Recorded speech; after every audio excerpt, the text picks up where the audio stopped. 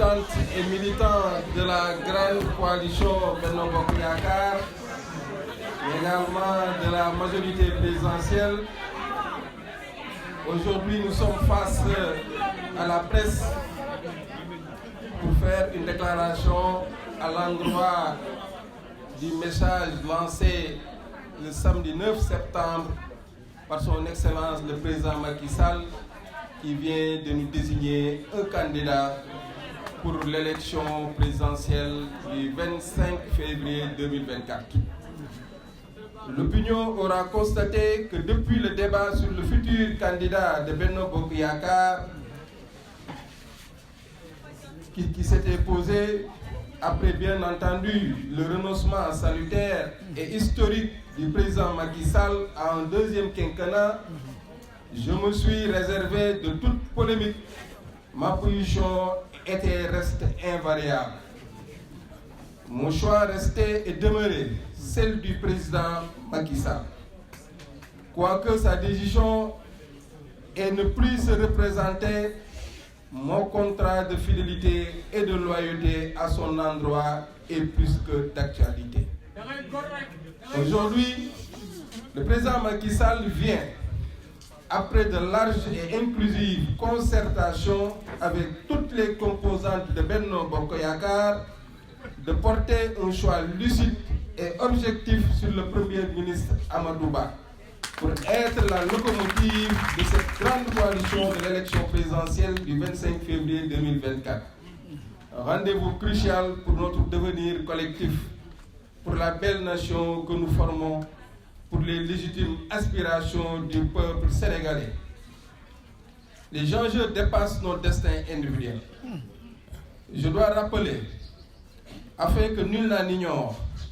que j'ai participé activement à toutes les grandes batailles. J'ai toujours été constant dans mon soutien à l'endroit du président Macky Sall, qui reste toujours pour moi un modèle et une référence. Son héritage est très lourd au regard de son bilan très élogieux. Ainsi, nous réaffirmons avec force et conviction notre totale adhésion au choix du président Macky Sall de faire M. Amadou Ba notre candidat à la présidentielle de 2024. Le 1 million de signatures de pétition de la plateforme Siggi ak Macky sera traduit en électeurs au profit de notre coalition, avec comme action des visites de proximité et des porte-à-porte.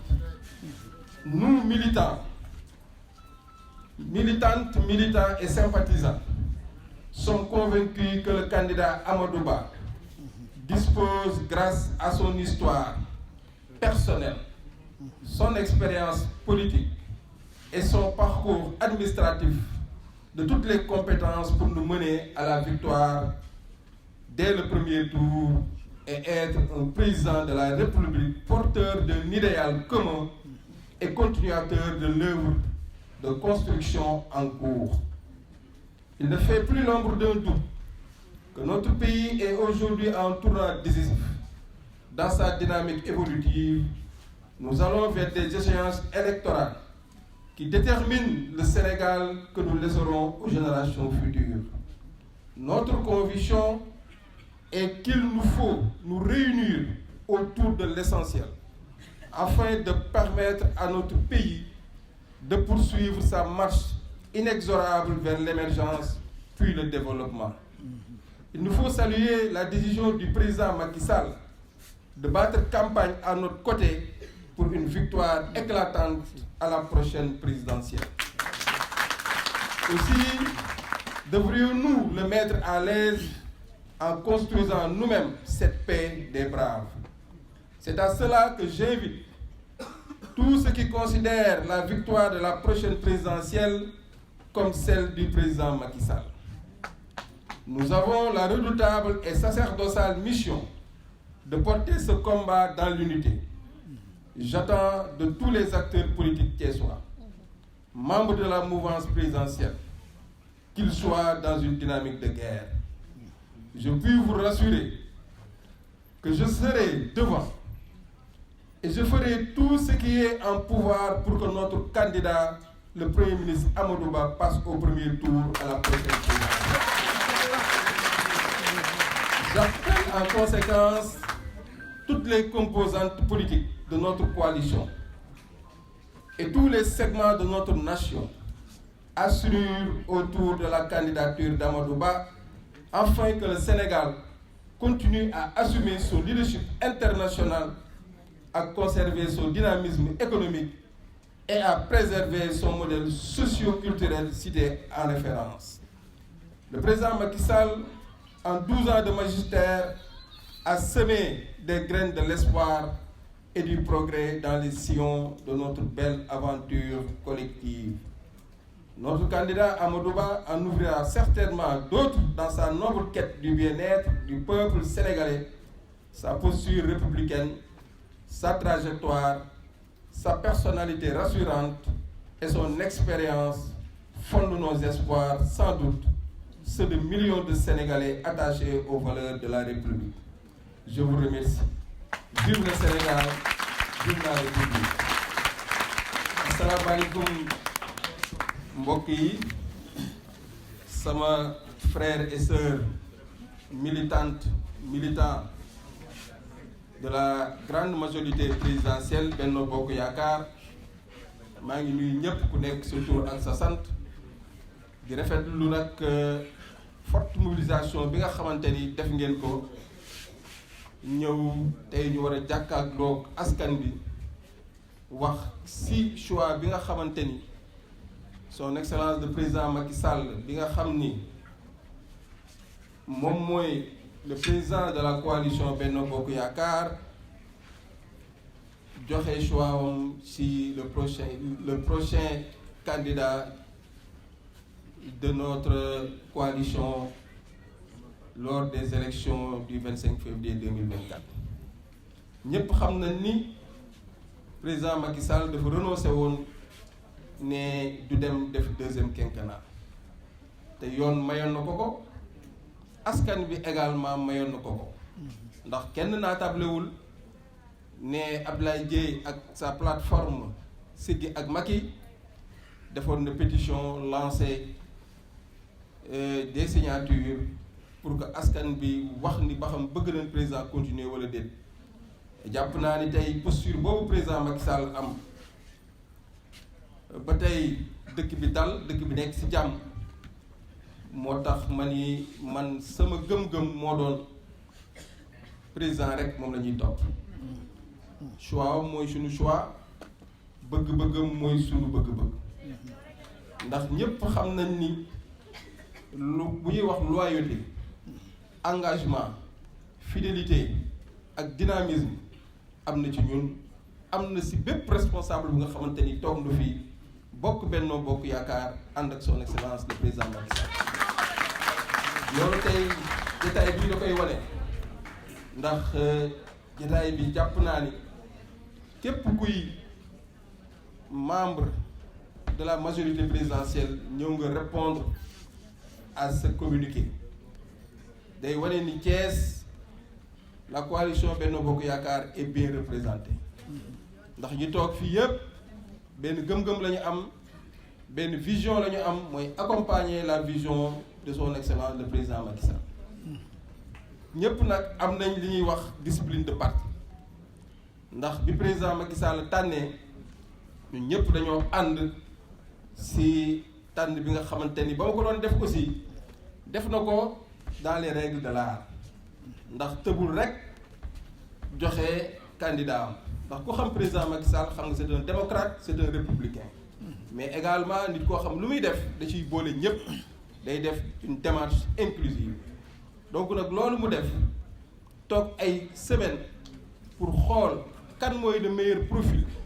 pour la continuité de l'émergence. suñu doyen Brin wax na ko sànq, dafa am 4 points yoo xamante ni moom la ñu tànnee candidat bi, te man mii di président Abdoulaye Dièye directeur général de l'AIBD li ma ci gën a jàpp mooy la continuité du plan Sénégal émergent. parce que ñun nag président Macky Sall dañ ko topp ak programme bi ñu gis li mu réalisé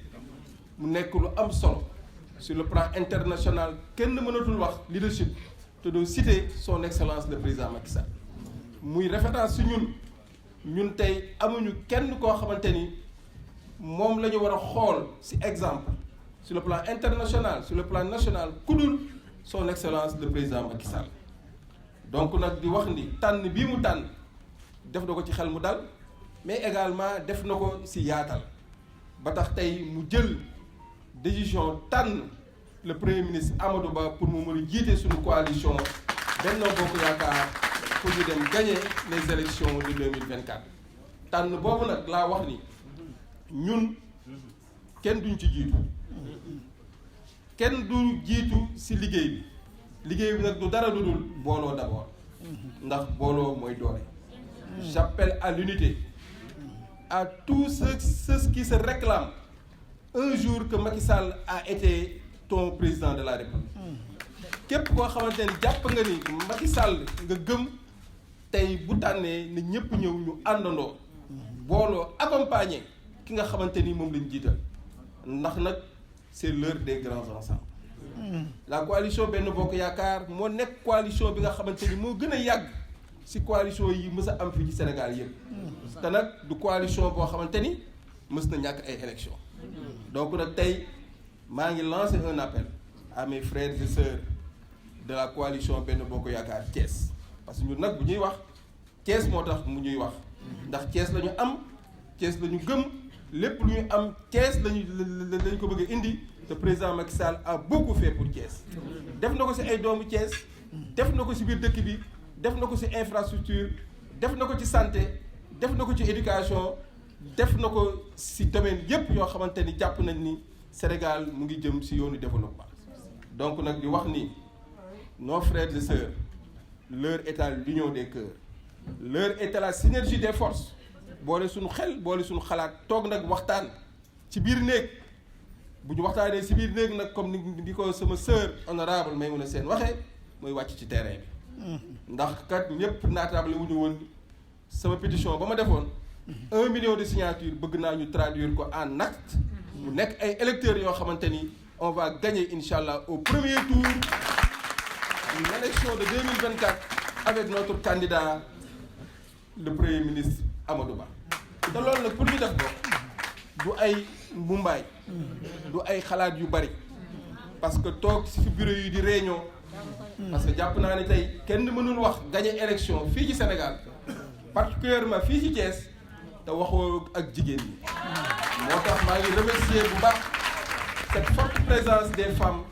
yi nga xamante ni li leen ñor mooy développement te nag jigéen lu mu ànd jàpp naa ni loolu day am ndam mais également di lancer un appel à la jeunesse de Benno Bokk Yaakaar des jeunes dévoués des jeunes engagés mais également des jeunes loyaux parce que fii jeune boo fi gis rek engagement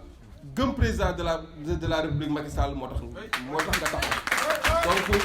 nous devons être cette fer de lance pour remporter ces élections de 2024 donc je lance encore un appel et j'invite tout le monde à être unis à se mobiliser autour d'un cadre unitaire parce que également li may wax mooy benn lam du yëngal man tey bu ma jógee ni dama bëgg a nekk locomotive su ma amul ay wagon yu ma tiré je pense que ni